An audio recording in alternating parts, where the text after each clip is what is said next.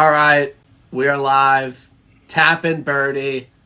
Massive week. I mean, just an absolutely mega golf week.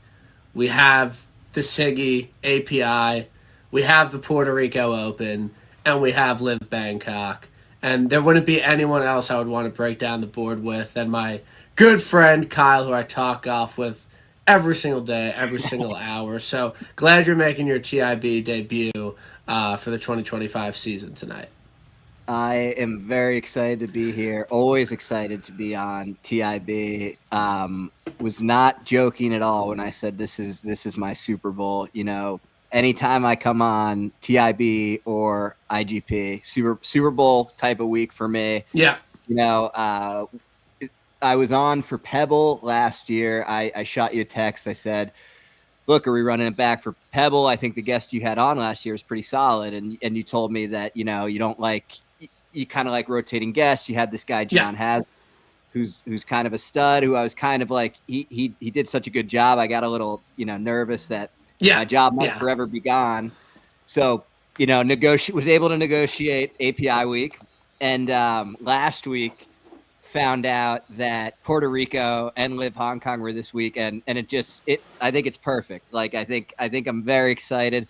Had a heartbreaking letdown this weekend, but immediately jumped out of bed this morning knowing I was going to be on TIB this morning, knowing that there was global Puerto Rico Open odds. Puerto Rico Open odds were, we had to shout out to FanDuel. We had to give them a little nudge this morning, but was able to get them to post the odds. Bookmaker, generously enough, posted their API odds early, so. We're dissecting those. We've got RK, him texting us any second, any line movements he sees. So, no, I'm overall excited. I love talking golf with you. I think the last thing I'll say about all of it is like you're one of the first people that I listened to and started talking golf with, and it's truly something I love doing. It's truly a great community, and it's always just. Brings me back to the COVID days when I really got into this, when I was grinding TIB. Just every week, grinding TIB. Grinding TIB, like, what are the leans this week? Like, what are we doing? So, yeah, no, we didn't plan it to have. I didn't know there would be 3 events. I didn't this week, but it truly just worked out correctly. But yeah, I mean, and now we're kind of co-workers at ISN. Shout out Boston Capper for winning the $100 single entry. He is not typically a DFS player, but I knew he was giving it a shot this year, and he's been grinding the ISN content. And to see him win that, I would have put the odds for Capper to win a GPP at an absorbent number. So for him to do that, I'm really proud of him. So a lot of great things going on at ISN. The Discord is buzzing. I know me and you, making a pretty big effort to be in there and be talking golf and to be writing funny messages about how we might jump off the Brooklyn Bridge if someone misses a 6-foot putt on Thursday. So, we'd love to have you, but shout out Capper. For taking down the $100 single entry before Andy. I'm really proud of him. And, Andy, it's a tough scene for Andy, but, it's more about, the content you produce and the offspring you produce than doing good things on your own sometimes. No, it was a great lineup. He texted me, and he said, he was listening to the show Wednesday night. We were all on Highsmith. I think it's a good segue too. And the funny thing about, like, we were all on Highsmith for DFS. I think the funny thing about like golf betting is you always say like, I almost bet this guy, or this guy was the last man off the card. Like in the group chat with myself, you, Andy, and RK. Like, funnily enough, I think every single one of us last week at some point, like, almost bet Highsmith, but none of us did. So none of us did. It was just really funny. I had Knapp and Henley who were it's just heartbreaking. Worst beat since Tommy Fleetwood at the 2019 Open Championship. Knapp shouldn't have fucking tried to, play it from underwater, but I also don't think he's making anything less than double there regardless. I guess I kind of get it. But no, it's just been a case of this year. It's been a lot of. I've been a great handicapper for 54 holes, but not 72 holes. So, but it was Highsmith. Like he kind of just went there and grabbed it. Like he played some incredible golf down the stretch, made the cut on the number. Seemed to have just found something with the putter on Saturday, and a lot of times it's hard to kind of like back up a really good round. That's what we were talking about with Knapp. He goes out and shoots 59, and I that stuff like scares me when you have a guy. Like all jokes aside, because when you blow your load that early in the tournament, like it's really hard to just like find that level of golf again. And he did a good job for the next 2 days. He did. He hung on for a long time. He even looked good on Sunday until that hole, and like that hole was, killed him. And that's what happens at PGA National. Even the easy version, the bear trap fought back. I think a little harder. Bit a little harder on the weekend. I think guys were really struggling with the first par 3 of the bear trap all weekend. A lot of guys were leaving it short. Montgomery went there with the lead. He put 2 in the water. Somebody else went in the lead right after, put 1 in the water. The lead was really falling apart. But that was that. The Highsmith thing was just funny. He was a guy who was, as we say, he was a bookmaker nuke. He was also a guy like, Data Golf, who I have my gripes with like 1,000,000%. He was a guy who modeled out their really number well. one value play for the week. Yeah, and in terms of and highest EV bet. So that's what I meant. He was a very high EV bet for Data Golf right as the odds dropped. Highsmith. Really not great form, other than like a decent showing at Mexico the week before. But I remember vividly Eck wrote last year he wasn't doing anything special, and he had his best approach performance at Mexico and then turned around and win Honda. And I had that in my head, like, look for guys that hit the irons well at Honda and at Mexico, and that are good iron players. And Joe Highsmith really fit that mold. And we bet the guy 50-1 in the fall swing. Like he was playing some really good golf in the fall swing, but just kind of fell off a little bit. So obviously a very terrible week for me. If there was one person in the field I probably wouldn't want to win, it was Joe Highsmith, because I do the SI betting panel and we have to pick a long shot. And obviously every single week I'm betting a long shot. But this week I did not have any long shot bets. So I wrote up Lee Hodges, who I bet. He withdrew. And then I didn't really have anyone else, and I was going to bet Berger. So I was like, I like Joe Highsmith. He's a long shot. Like, whatever, he's not going to win, but I like him. So I wrote him up, and I just never bet him because he didn't fit on my betting card. I would obviously never do that. Would never want to write up a guy that, I didn't bet. But it was just a weird situation where I usually have long shots on my card, and I didn't. So that was pretty terrible, to be honest. And I thought I possibly bet a small wager on him after that, and I didn't. So I didn't bet him live or anything. But for whatever reason, betting on golf every week, as you know, with as much as we bet, not that we bet anything crazy, but, we're not betting $10 a week. You just kind of get numb to it as a point, and you kind of expect to lose $300-$400 every week, and it's just like, whatever. And, like, you have heartbreaking losses, and it just happens, and you're just like, all right, like, fine. Like Puerto Rico's next week, like, maybe we'll hit a winner. So I'm over it. Honestly, it obviously sucks. I would have loved to have bet him. We were all very close. You said I might bet Highsmith, didn't. Yes. I wrote him up, just didn't bet him. And I think it goes back to a little bit every week when we're handicapping and stuff. We're just like, yeah, I like this guy, but like, I don't think he can win. And I'm sure there's a lot of people this week that we will say, I like him, but he can't win. He's not going to win. He's not a winner. And you look at the winners on the PGA Tour in the last 2 weeks, Brian Campbell and Joe Highsmith. And Joe Highsmith is a good player. He's not on the level of Brian Campbell. No disrespect. But it's just like these guys can get hot and go. And it's obviously a different test going up against Scottie and Rory this week at API. But I think it just goes back to, if you really like a guy and he's showing something, just bet him outright and stop worrying about if he can win down the stretch, because no one could have necessarily seen that finish from Joe Highsmith happening. No one could see him shooting 14 under on the weekend. I mean, it's just absurd. Yeah. And one other funny thing, just anecdote from my Sunday, like we always talk about, if it's like a 2-man race, like it's sometimes like I will hedge if it's literally like, oh my God, the bookmaker odds just moved. I'm not even kidding. Holy fuck. Yeah. Vic lapping this, like Vic lapping this hard. Yeah, Been exactly. a first round leader too. Like thought as my record. Like I'm Vic lapping. You're welcome. You're welcome. Yeah. But what I was gonna say was at one point, and this is a Vic lap. This is my only Vic lap I can do, so I'm gonna take it. Like I had the 2 live favorites on Sunday, like basically with nine or 10 holes left.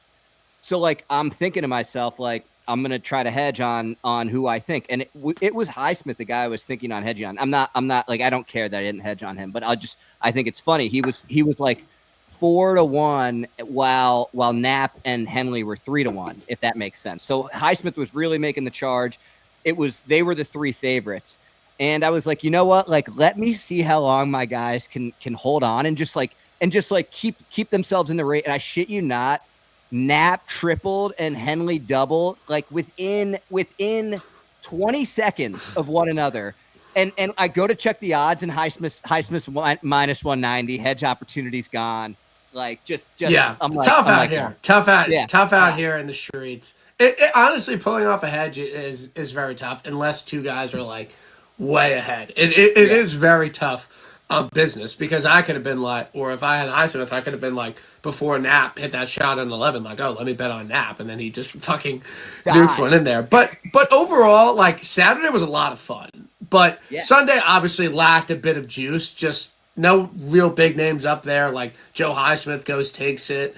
There's 40 minutes of golf after it's already over. Like the Sunday was a little bit disappointing, to be honest. And the scoring obviously is what it is. I said on last week's pod, and I was talking to people this week, like Cognizant's in a tough spot. You have Bay Hill the week after, then you have the Players. If you're gonna say this is gonna be a really hard event, Sungjae winning at -6, no one's gonna play it. The best players in the world are playing Bay Hill next week, one of the hardest courses on the PGA Tour. Like, and Sawgrass is no easy test either. So they're in a tough spot. If and Joe Highsmith went out and got it. If the winner's 16-18, they had absolutely no conditions. It's just like whatever. There's only so many things to really be upset about. And I know we have a lot to talk about, but quickly, I just want to say the difference between NBC and CBS is a fucking 50 miles. NBC's broadcasts are absolutely terrible. They add absolutely nothing to it. The commercial load is insane. The playing through is insane.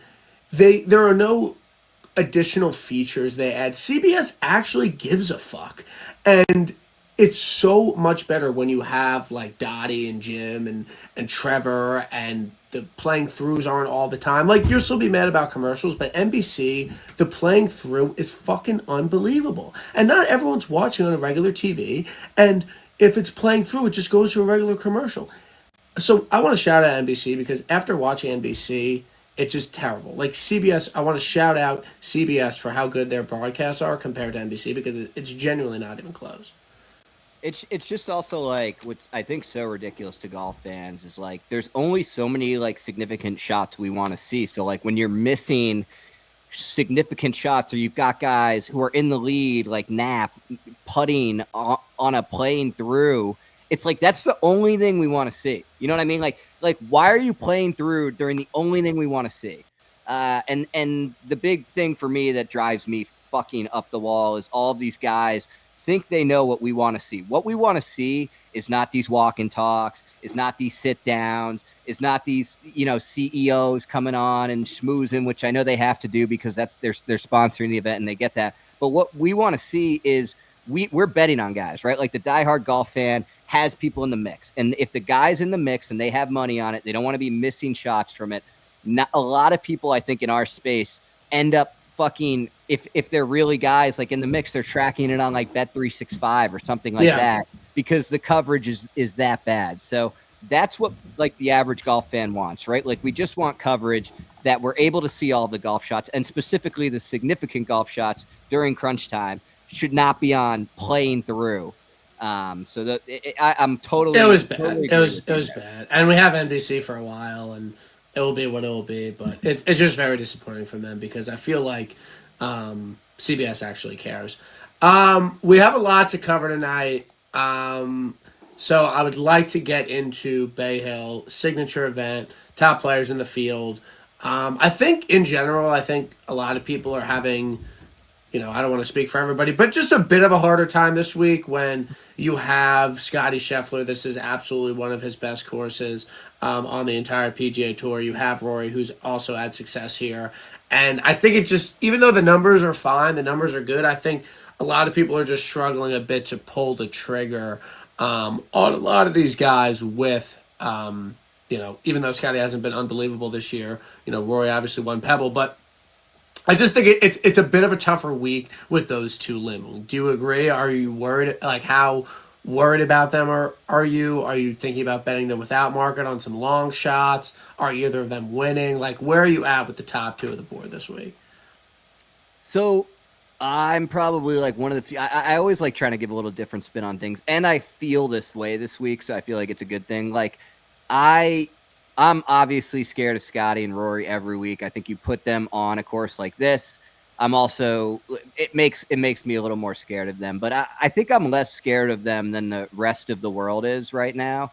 And I'm not saying that just to like do it and like have just a to bit, tell like, you to bet Aaron Ryan 100-1. Yeah, I mean, gained 9 strokes on approach in Mexico, but we'll get there. No, like I think that Scottie has shown that he's not Scottie of last year at this point yet. I'm not saying he's not going to get to that, but I don't think he's shown it yet. He's shorter off the tee. His ball striking is not what it was last year. It's just not there right now. It could very easily get there, but when he was winning tournaments at the rate he was last year, it's not at that level yet. So there's reasons you can poke holes in Scottie. I also like he's to me he's had a chance to win, I think, a lot of time in the tournaments that he's been in, but like he hasn't. Again, I haven't had that sense every week like I did last year when he got up there on Sunday. I was like, fuck, this tournament's over. I don't feel that way yet with him this year. I also like, I'm just like, Rory won Pebble, which I think like he won Pebble and he was super impressive, and I'm not knocking that, but I think like people like bumped him to this different stratosphere out of nowhere, like in terms of like everyone was saying he's gonna win the Masters. I sent you all of those tweets from those massively followed accounts. But no, like I just think like we see that like Rory, to me, nothing Rory does for me personally means anything until he wins another major. Like, I know that might be a mean whatever. It just doesn't. Like, maybe a Players, okay, cool, but it really not winning one of those 5 significant events, specifically the 4 that come around every year, like, doesn't move the needle for me for Rory. So for those 2 reasons with those 2 guys, like I'm not as terrified as I would be. I also think Ludwig is coming on like a freight train. I think he's going to be a guy that, like, I think what happened with him was he had an incredible year last year. He was having an incredible start to the season this year. He got sick. He had a few bad starts after he got sick. People were like, I don't know if this guy, whatever. And then he showed that he was just as good as he was before he got sick for the 2 weeks. So I think it's going to be a big year for him. Like, Xander right now isn't Xander. I guess I'm just trying to say, like, I'm not afraid of the top of the board as everybody else. My thing with Scottie, and just to counter what you said, he had 0 wins at this point last year. Like, he wasn't doing anything different coming into this event, and he blew waste before Bay Hill last year. Yeah, I didn't see. Like, I don't know his ball striking before API, but still, I understand. He flipped the putter last year, right? Yeah, he was ball striking the fuck out of it at the beginning of the year. He couldn't get a win. It wasn't because of his ball striking. It was because of his putter. Yeah, but still, I just, there's no reason to think that, I don't think he's going to have the same event last year, and I'm not saying he's going to win Heritage and the fucking Travelers this year, but this is just a spot. It's kind of hard to not worry about him a little bit.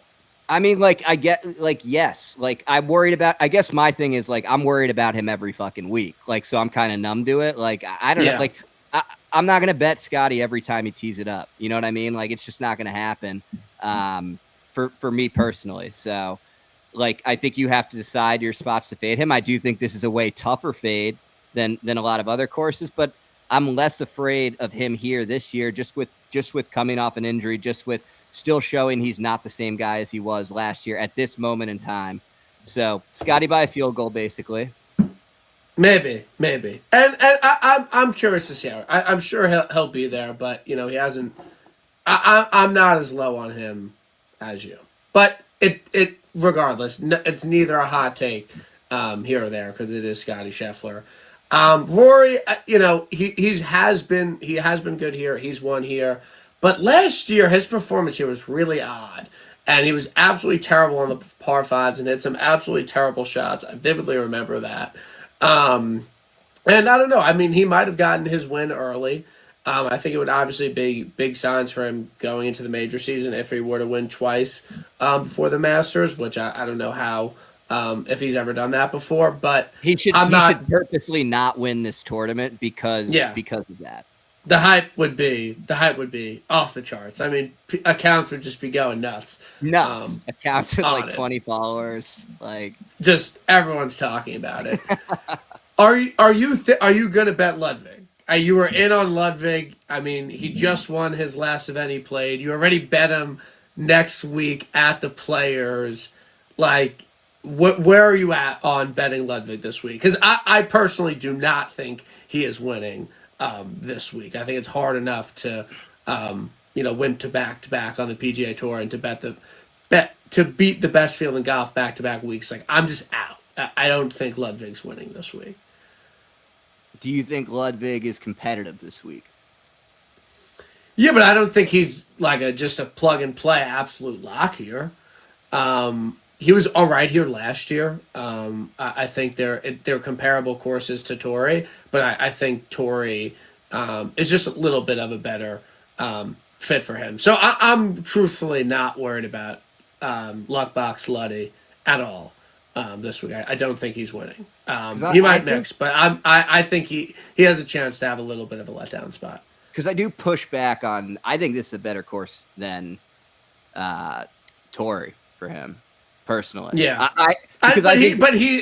but he's shown over a long, like he's shown he could be unbelievable at Torrey. He's been like all right here.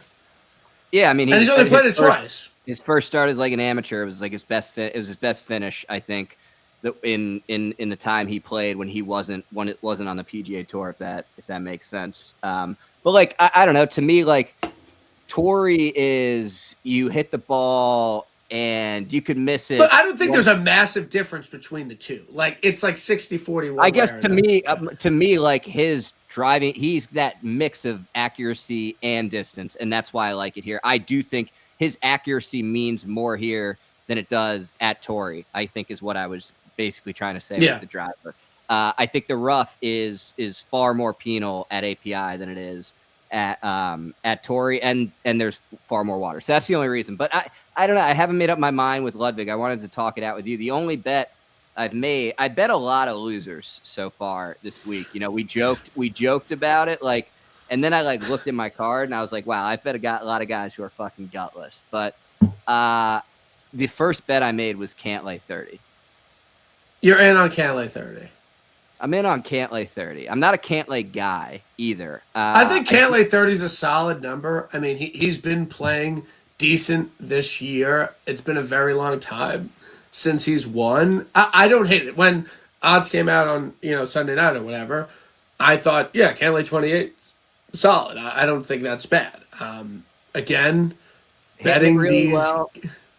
Hitting it really well. He played well at Torrey, which, again, like we said, is a pretty similar course. I mean, he's not known as a Florida guy, but I don't see any reason why he can't. Good showing here or two. So I don't know. Just in terms of he kind of like, you say like what's Cantlay good at? He kind of just does everything like pretty well. He doesn't do anything like incredibly well. So I kind of like that. I don't know. He hasn't won in a while. I think he is a guy that like we talk about guys who are like gutless. I don't think he's like completely gutless. I think he actually gets does. a pass. I mean, he has a lot of PGA Tour wins and he's good in the Ryder Cup. Like he gets a little bit of a pass, I think. I think he does have some killer instinct in him. I think that I don't know if I can see him going like another full year without winning. Don't know if that means he wins API, but again, 30. Yeah, if he wins, I have to bet him every. Like after Pat wins the 2022 BMW, like he's got to win again soon. He's got to win again. Coming up on 3 years. No, I like it. I am betting. I haven't disclosed this to you. Okay. But I'm gonna bet JT like 25. This week. I think that right now. 25, whatever in that range. Yeah, I'm just dialed down number. There's some crazy numbers right now. Fuck, dude, you're just fully doing this during Bookmaker moving season and stuff. Zal's 74 and Berger's 80. Those two popped out to me. See, but you see, the Kirshner point is that means you don't bet them because they're better numbers on the sharper book. Which I don't necessarily completely dispute, but I was just saying they jumped out to me. Like I'm a Zal guy. Because I used to for fucking years just bet the high numbers on Bookmaker because I'm like, oh, this is 20 points higher than whatever, and they're not, and they never fucking won. So that's my. Well, I also apologize. I interrupted you on JT, so I don't. No, go fuck yourself. All right. Okay. Because I was like, yo, I like Berger. Like earlier in the week, I'm like. Burger 65, like that's good. Now he's 80, but now he can't bet him. Anyway, JT, I'm not even going to do the whole he's due thing. He's obviously playing unbelievably well. He hasn't won in a very, very long time. Very similar to Cantlay. But the irons are hot right now. I mean, he's just hitting his irons really, really well. And when he was in not much worse form, it wasn't, 2023 JT, but he was in worse form at this event last year. And, he finished 12th. He gained strokes in all major categories. I think he's obviously a much better player now. And I don't know. I know he was decent at Tour. He finished 9th. Very, very low-key finish. Hit his irons incredibly well. I don't know. I mean, he's won. He's won in Florida before. He's had good finishes in Florida before. I just think 25-1. He was 28-1. Like he was 22 at Tour, and I know Xander's in the field. We didn't even talk about it, but Xander's not winning. So I just think after the result, it's a better number than he was at Tour, and he's kind of the person I like. Under 30-1. Decky. Where are you at on Decky? He wins signature events. He's won his last 2 events on Bermuda. He's fallen off after the Century a little bit. Do you think Decky's worth a flyer in terms of just he actually wins and this seems like a pretty good golf course for him? Yeah, I don't hate it in that regard, but by any means. I think one thing with Decky is like I think he's just a hard guy to predict. So like he's definitely not like a guy I mind betting because he's drifted by any means. He's 30-ish, I think, some places. 28 maybe. He's interesting. I do like for JT just to back up your sell. If it gets dicey like it looks, I do like him more. What does worry me is the driver with him. That's the only thing that worries me with him right now. The putter here, I don't care about really as much. I don't think he needs to make as many putts, but the driver still worries me a little bit. I think 25 is a good number though. Like my problem with JT is when you got like when people are betting him at like 12-1 in these events, and he hasn't won in however many years, and he's been close for so long now. But I like it at the number. I like it if things get dicey just to back your sell up. I'm not betting Xander. I think you just like if Xander beats you this week. If Xander beats us this week, I think he's not winning, and he's not winning the Players next week. I'm positive of. So I'm not there. Even at there's some good numbers on. There's like a 25 on BOL for anybody who does want any of that action. So. We both have our one loser under 30-1 that hasn't won since 2022. Yeah. Fine. We'll ride with him. I don't Yeah. know. I really don't know. It's early in the week. I don't know if I'm going to bet another one under 30 to 1. But is Tommy Fleetwood going to win? Tommy Fleetwood could have won if he remained 35 to 1 And you on bet him. FanDuel, and I was able to bet it, but I wasn't. So I don't think Tommy can win at 25 to 1. No.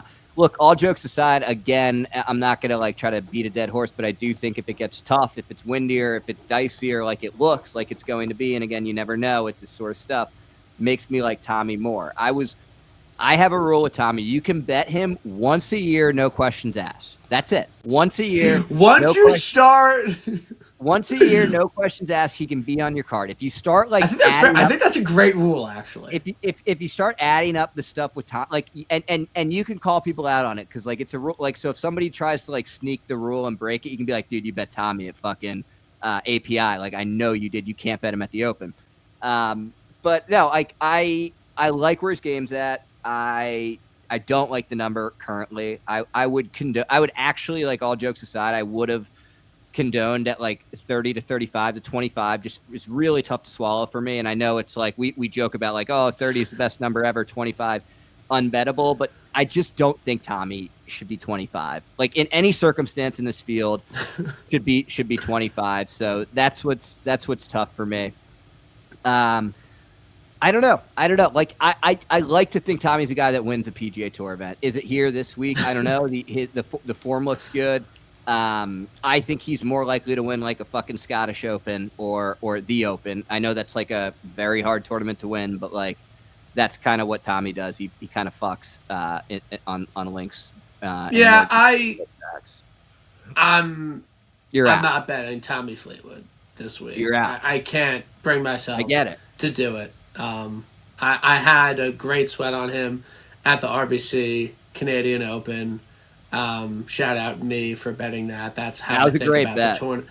That's how I think about the tournament. Is my bet on it that week. That's the only way I can think about it. Luck sack, bomb putt from Nick Taylor. Tommy. Yeah, not my fault. Nothing I can do. Nothing you can do. This kind of next range, kind of tough a little bit. Sanjay 40, Willie Z 45. I'm sorry. Willie Z does not deserve to be 45, 50 to 1. He really doesn't. Maybe that's why Bookmark is hanging a 74 on him. Like, he has not done really anything of note this year. Just a bunch of kind of middling finishes. I bet him at Torrey. I'm guilty to it. But 45 to 1 in this field. I know he's been good. 45, 50. I'm just looking at one book. But yeah. That's low. He does not deserve that price.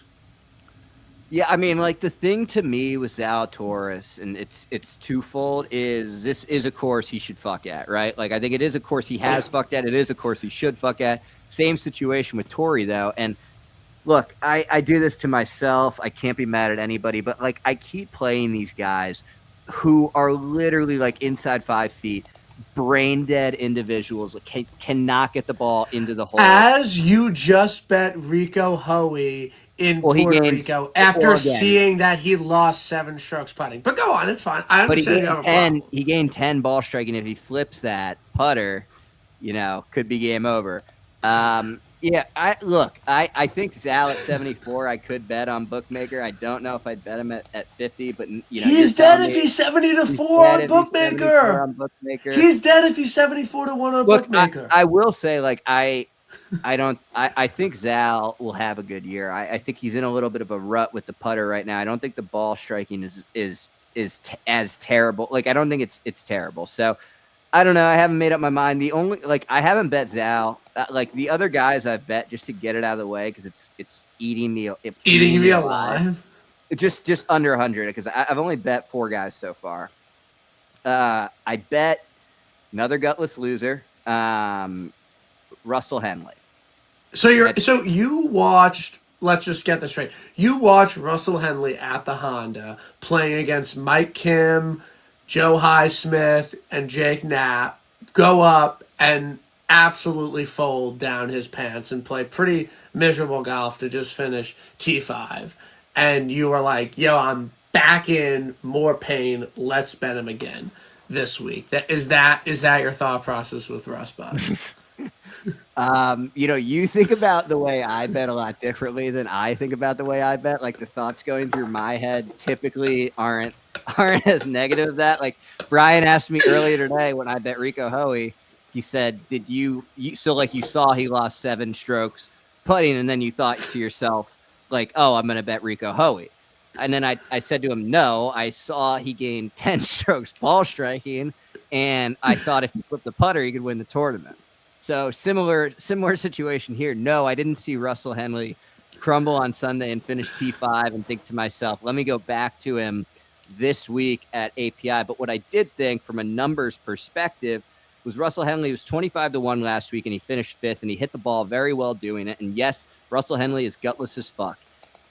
I got a 65-1 on him. 55, right? I wouldn't bet with your money. 65 is Jen Wealth.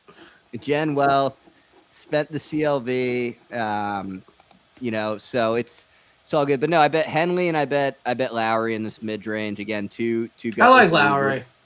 Okay, yeah. I mean, same like thing. I finished 10th. Nope. At, Honda. I guess like he couldn't beat Joe Highsmith, but he'll beat Scheffler this week. Yeah, he was in the final group here last year. He played pretty well. I mean, I remember him saying that. I vividly remember being hyped for the final round at API here last year. There were like a bunch of guys very close, and Scottie just absolutely ran away with it and made it completely boring. But he played really well here last year. His first round leader here last year, played fine last week. I'm probably not going to bet him. I mean, maybe I will. I'm probably not going to bet him. But, I think that it's a solid number on him, 45-1. I got him at that. I got him at 65. So what? When was he 65? He was 65 on FanDuel this morning. Dude, no beef. Like, all good. Like, I didn't know that. I'm just good. I didn't good know. Number. No, good number. I know that you pride yourself on getting a lot of CLV. And trying to. That's very important to you. Yeah, but I'm also not afraid to joke with myself when I get like reverse CLV that I like move the guy the other way. Like I bet a guy and like the books saw that and they were like, we can take a little more. We're hearing word that Burns was nuked on Bookmaker. Can you confirm this? He was? RK texted the group because he's the boy, and he said Rory, Collins, Xander, Sung, Burns (parentheses mega nuke). So he's fifth.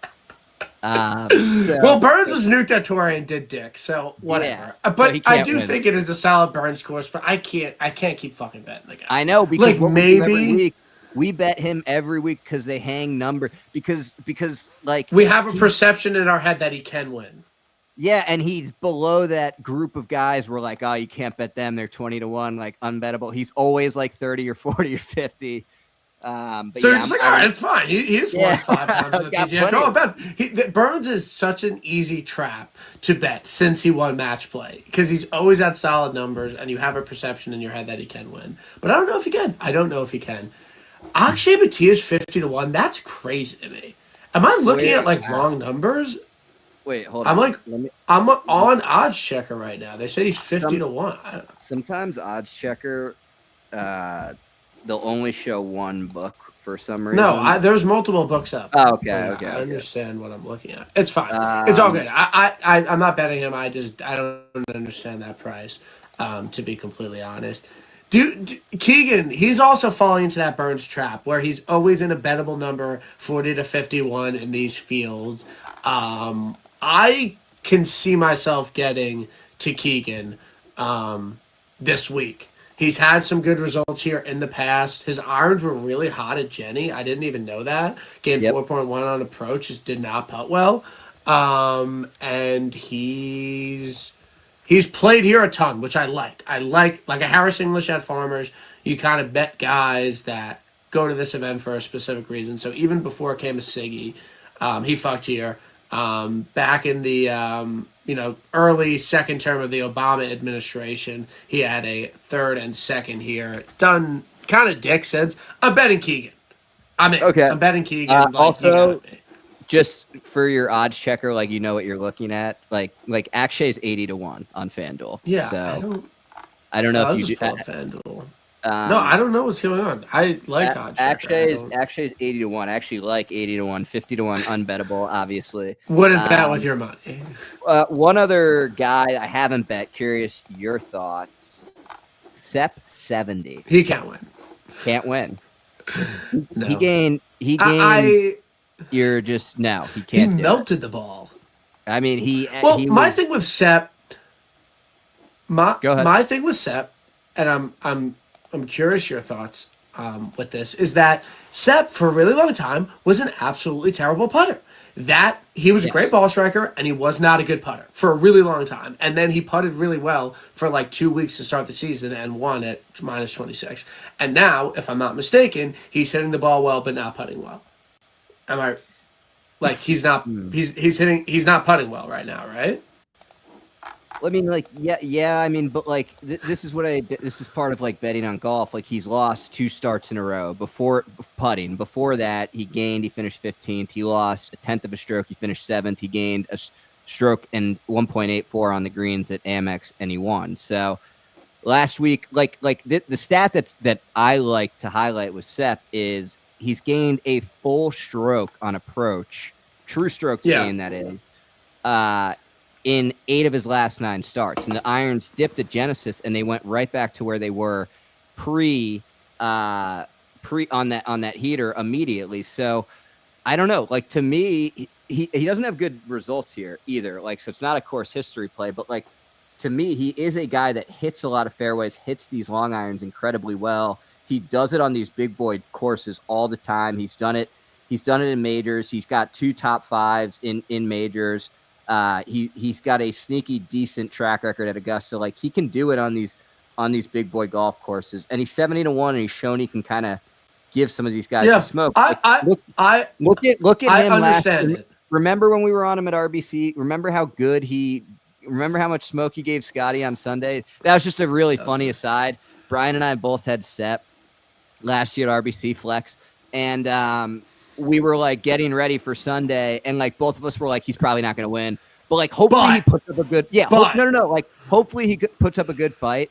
After 3 holes, like I think Sepp started 1 back. I think he was like 4 back after 3 holes. Yeah, like no, my Sepp case against yours is that I think his normal state, his normal form is a shit putter. Okay, and I think he's going to continue to do that. And those 2 weeks were the anomaly. That's also my thing on Sepp. Around the green, and it's like that kind of would be another. Yeah. But I don't hate it at 70. I also just think he won this year, and he's not going to win again. That's my like how big of a lead can he have in the fucking FedEx Cup? I don't know. He won the Amex. It's not like that's even a leap to me, really. Like a leap for me for Sepp at this point would be to win a signature event. He was runner up at the Open. I think he has the skill. I think he is good enough too. I'm with you.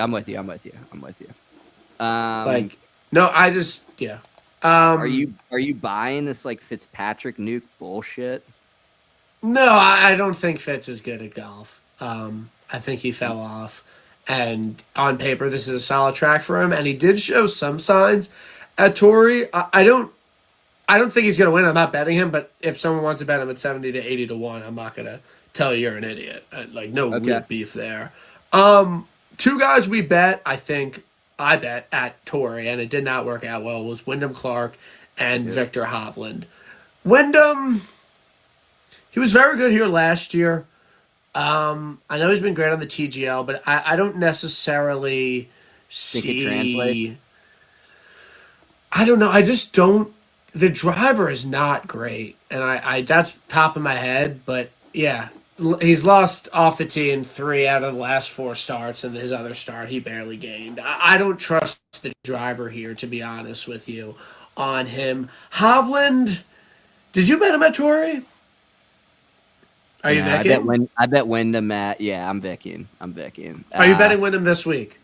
No, I bet him next week. I don't know, like if I don't like him this week, I guess. No, like I do like him next week more than this week. All joke. Because he's 80-1 on FanDuel.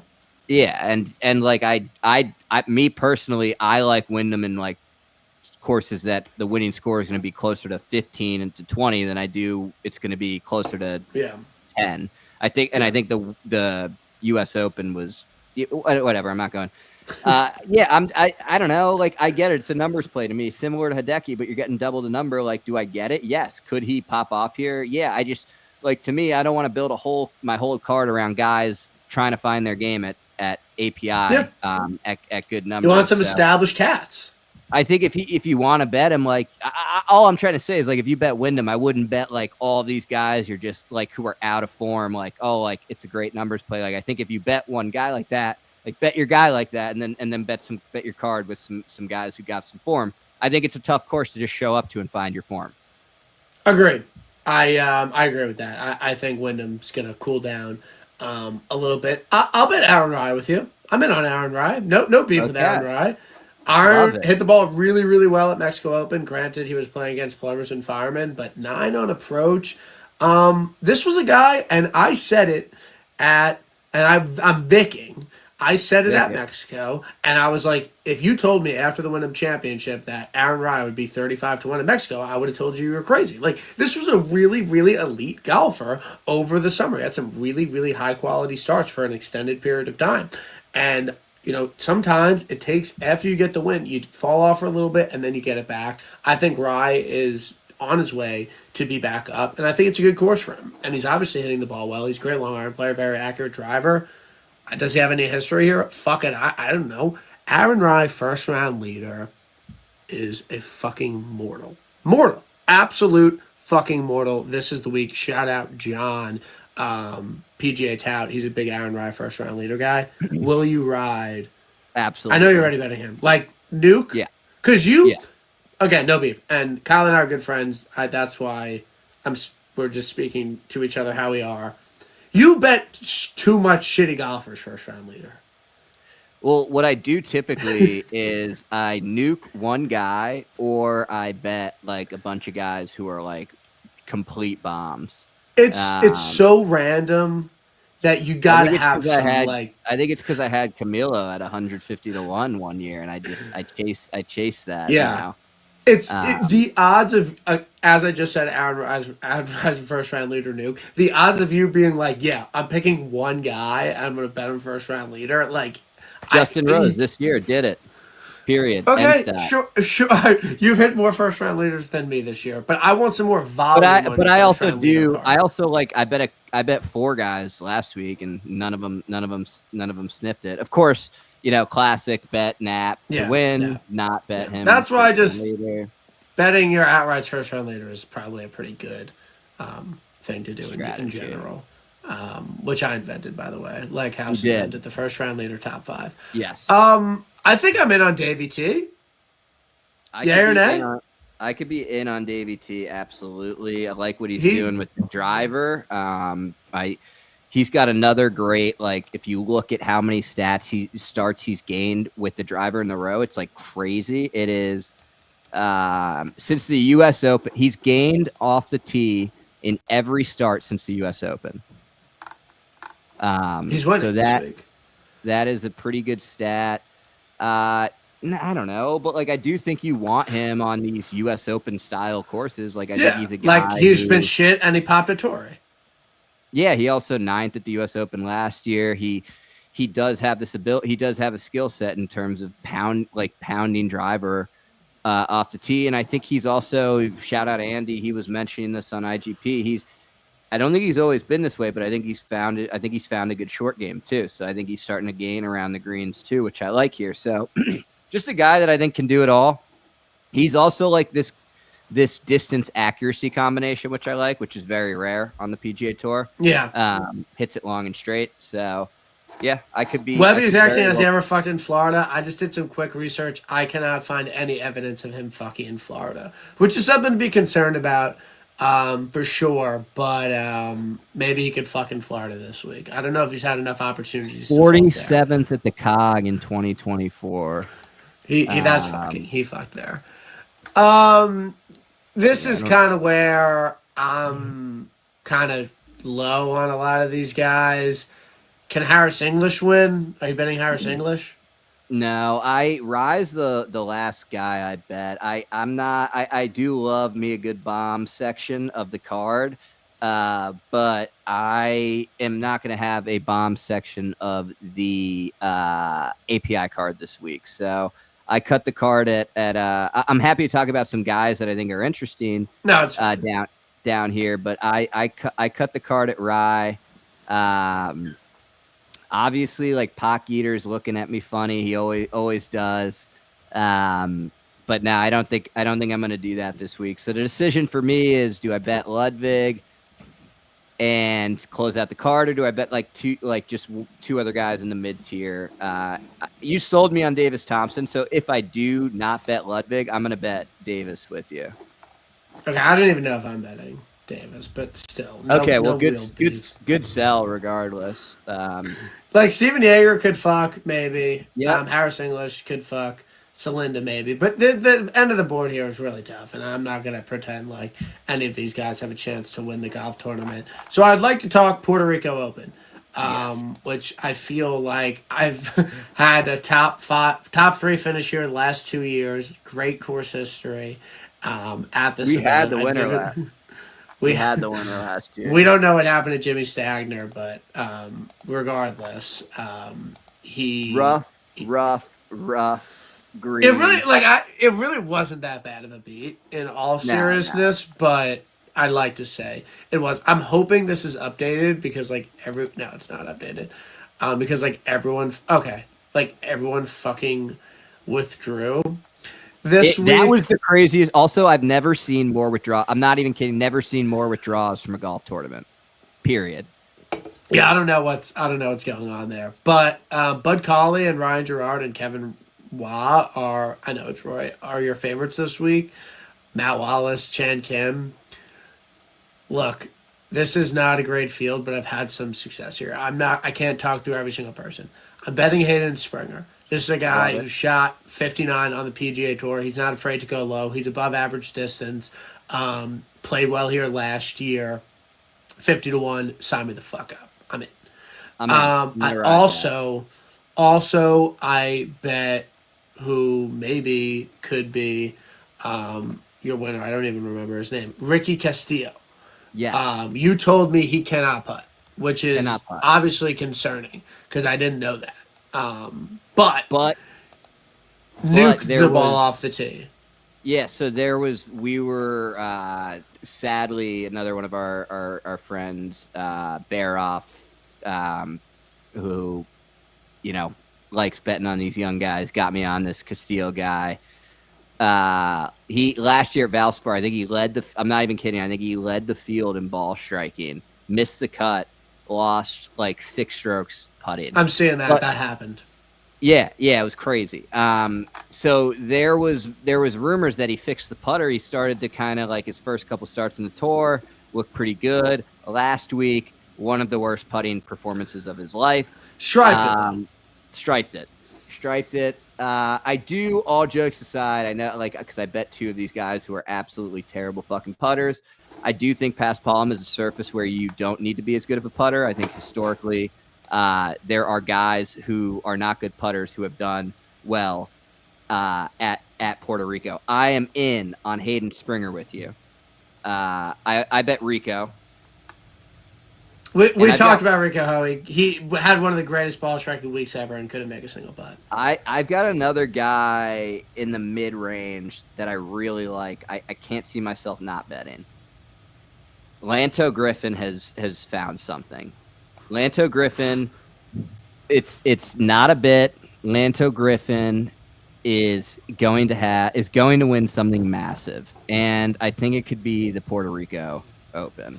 So no real beef. No real beef. He's given his form on the PGA Tour this year. It is better than 99% of the people in this field. 45-1.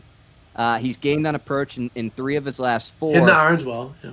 Hitting the irons really well. 5 starts ago, not kidding whatsoever, he won he won the Q School event, and he did that at a very difficult golf course. So I do like what I'm seeing. 12th at Bermuda right before that. So I'm in on Lanto Griffin. I could be in. I'm betting Patty Fish. This is a guy. Here's a guy. I bet on him. Here's the guy. Like, I bet on the guy a ton. Did he shoot -6 the first round of the Mexico Open and miss the cut? Yes. Is he not a serious golfer? Yes. But this is a perfect course for him. Just absolutely nuke the ball off the tee and try and get hot with the putter. Look, is he really that good? Probably not. But he hit the ball well last week at the Cog and just couldn't putt. He's a paspalum guy. Everyone knows that. Everyone knows he's a fucking paspalum guy. I would be pretty upset if he did things and, it didn't work out. This is half... I know he hasn't played. But... And this has nothing to do with YouTube. But... Genuinely... Like, Wes Bryant's playing... Like, he played some really good golf in the fall. Look, you don't have to sell me on Wes Bryant on a coastal track in an Oppo Field event. I mean, like second at Corrales out of nowhere last year. What is his number? It's like 45. 45 to 1. What did you expect him to be? Well, not 45 to 1. Hold on one second. I'll tell. Yeah, I mean, okay. Like, he made the fucking cut at the Farmers game, through an approach, 3 putting. Look, I don't hate it.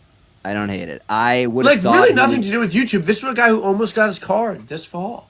Played really well in the fall. 17th, 16th, 21st, 13th at the Pro Tour. No, he played really well, and the approach numbers were good at Farmers. I mean, look, I don't hate it. I was expecting that there would have been a 70 to 1. This field is fucking awful. Yeah. What? Okay, I'm betting him.